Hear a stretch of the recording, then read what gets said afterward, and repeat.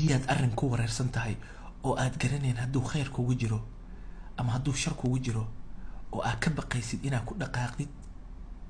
oo arrinkaas aad u jeceshahay oo aad u rabtid oo aad ka baqaysid ama ka labalabeynaysid waxaad samaynaysaa waa istikhaaraysanaysaa ducaa al-istikhaara akhrisanaysaa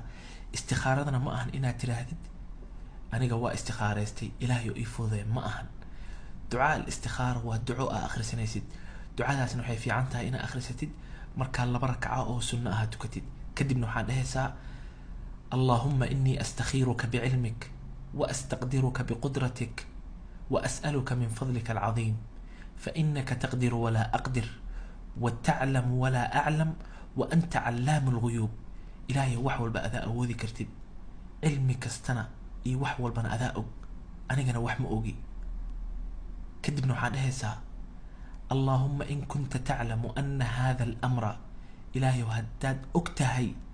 إن أرن كان مركز وحشيجسا شقدا ربتي مقعيدا أما شقدا لقا أقبل يا أسعتي مقعيدا شيجسا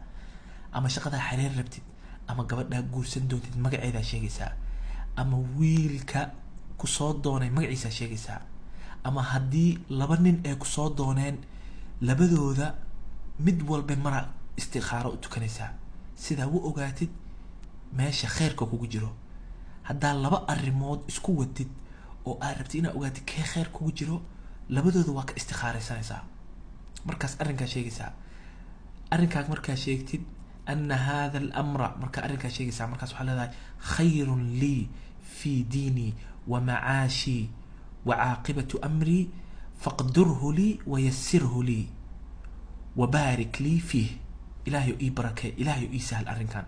kadibna waxaa leedahay allahumma in kunta taclamu ilaahay dad ogtahay